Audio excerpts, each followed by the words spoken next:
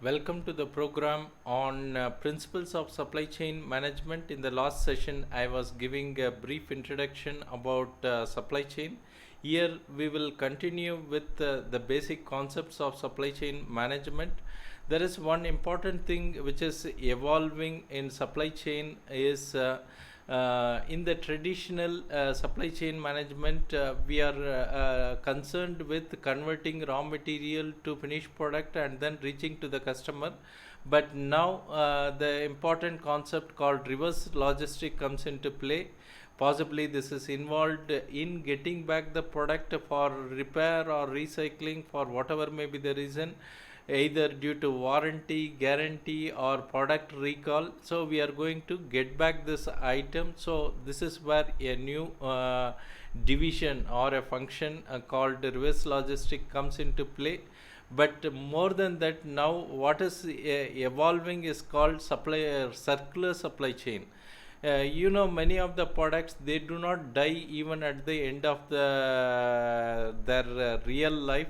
For example, if we take Apple mobile phone, possibly they are introducing new model once in 6 months, 8 months, and they promote their customer to sell their old model by buyback and then take the new model, which means the old model is not died, it is still working functional, but it is being returned to the manufacturer. Possibly this returned product go back to the supply chain in a different form as a refurbished product to a different market. So this is one way of circular supply chain. The other way could be, even you take any of the products, you take a car for example. We may change a car once in 5 years or 10 years, because the technology is evolving, so we want to go for certain new things. So you are going to either resell or scrap the car. So you may see that there are several components within that car is still actually having a good life, and possibly different component have reached different phases of their life cycle. But what is going to happen in the circular supply chain is, when it comes back to the original manufacturer, possibly he is going to claim some of the useful components and then put back into the some of the new products, and it is getting circulated, possibly with your knowledge or without your knowledge. You may be using a new product which has a lot of recycled components, but that's what is preferred for environmental angle of view. Okay, so the components or the products is getting circulated in the supply chain several times before it goes back to the earth. So there are a lot of process involved in this recycling or circular supply chain, especially the reverse logistic and green supply chain is coming to play in this. We will see each one of this aspect as we proceed.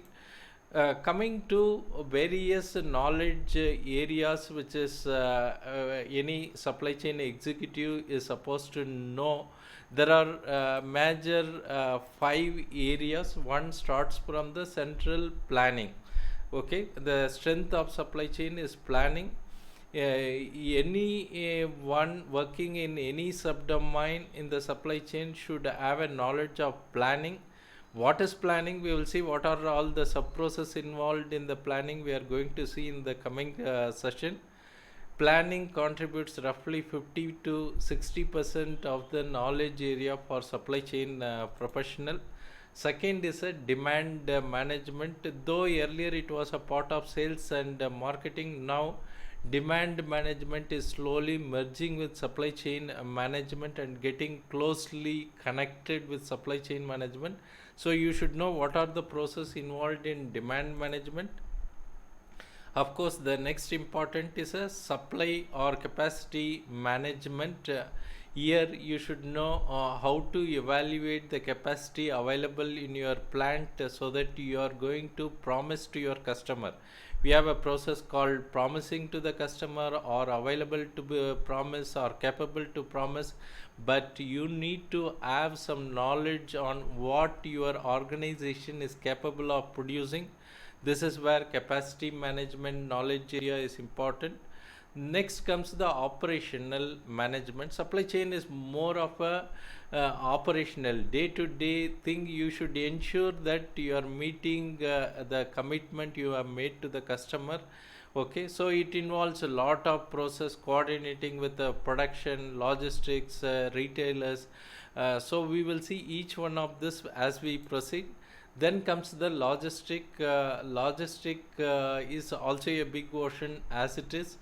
There we are going to see, for example, import, export, customs, then warehousing, transportation, distribution related topics comes into play. And metrics, when we talk about metrics, is a method of measuring the performance of each of this activity, and each of this activity has their own metric at different level. Okay, many organization looks for this special skill on metrics. What are the metrics applicable, how do you measure them, how do you analyze them, and then make the improvement on the performance. So we are going to discuss on these different main topics. Each one has a several subtopics, and I am going to take you step by step, explaining briefly on each of the process. Of course, as I was telling earlier, each one of the slide is a program under supply chain management. Okay, each one of that could be for either 2 hour program, or it may extend up to 20 hours program. For example, inventory management itself is a ocean. Okay, if you want a brief introduction, we have a program for 2 hours, but if you want a extended knowledge, it can go up to 20 hours. And we also use Excel and other templates to work various inventory problems. Okay, so this program is to made to give a overview of various processes involved, so that you are ready to know what are the knowledge area which is required to be understood or studied, so that you have some basic knowledge. Then you have to select one of the subdomain area to become a specialist in that area. Okay, let us go to the main subdomain, planning. Here planning always starts with the strategic planning. It starts with the stakeholder, business owners or investors. They have money. Okay, they want to know where they will get a better return. See, putting in a bank money means a return of say 7%, 8%, or 10%. But when I invest in some business, can I get more than that money? So it's of a more of a return on investment. Okay, I have money, so I have to put in some business where the returns are more. In that process, we will also see long term. It's not one time I am going to put money and take away next year. No, all this business investments takes a lot of time to realize the initial benefits, and it is mostly of a long term. And this is where we call strategic planning. So you should know what kind of product you are going to make, what are the markets you are going to cover, how do you make this product. This is where some vision, mission and goals comes into play. Here some long term vision, because this investment once made, it is not able to cancel it and take it back. We are talking about even commissioning a project may take 3 years, 5 years after you select the project.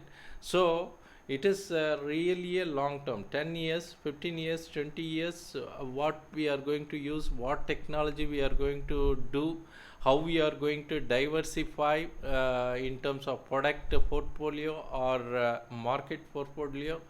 Okay, so it's a long term plan. It's more of a defining mission, vision and goals of the company. Okay, so this forms the basic guidelines from the top management how to do execution on a weekly basis or daily basis operation. So everything should be aligned. So they have to form guidelines on how these things can be executed. So it is mostly done by the investor and the top management. Okay. Possibly you may get involved in strategic planning if you are at a mid or senior level in supply chain management, or if you are working in a large organization or trying to enter large organization, you can be a part of such a strategic team. I have seen Reliance Jio, they were working on a strategic planning for 5 years, 10 years, even before they launched the Reliance Jio. So you could be part of that team, devising various plans so that you can launch the product in a timely manner. Okay. Second level, strategic is a top level. Second level is a business planning. Most of the organization as a business planning. Unlike strategic planning, business planning happens every year. Every year it's a part of organizational process. Also it's a legal requirement. If you are a listed company, you need to publish your plan, what you are going to do in the coming years. Here we are not talking for a very long term, but it could be a medium term. We are talking 3 to 4 years horizon. In all my previous organization, we were talking about 4 years, that is current year plus next 3 years. What we are going to do, what is the forecast. Of course, here the involvement of all departmental heads or functional heads is important. And the starting point for this is a demand forecast. Especially demand planning function or marketing or sales, they need to provide the forecast, what is going to happen in the coming years based on the previous history, and also align with the strategic planning. Your forecast may say we may do 100 crores in the next year, but the company goals could be 200 crores. So you need to align. It's not only changing the figure, possibly you need to check whether we have to launch a new product or some diversification, all that. So there should be a alignment of strategic planning to the business planning, and the basis is a demand forecast. And in this process we are also going to make a draft financial document. When we are talking about financial document, we usually talk about 3 basic documents. One is called balance sheet, second one is profit and loss account, and third one is cash flow statement. Those supply chain executives need not get involved into this financial document, but currently I am seeing many employers are seeing this skill.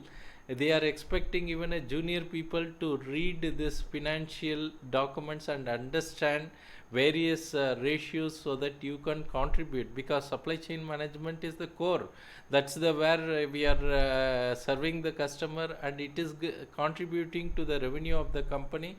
So in business planning, we make a draft financial document. Whatever demand is forecasted, we are trying to convert that into a money in terms of revenue, in terms of profitability, and possibly we have this annually. Once this process is done, the top management and all other stakeholders participate, and they provide basic approval. Yes, this plan is okay, or they may be giving suggestion for any modification. And there is a finance guy or the top management who will be always seeing the alignment of strategic objective to business planning, so that there is no deviation among these factors. We will continue in our next session. Thanks for watching. Bye.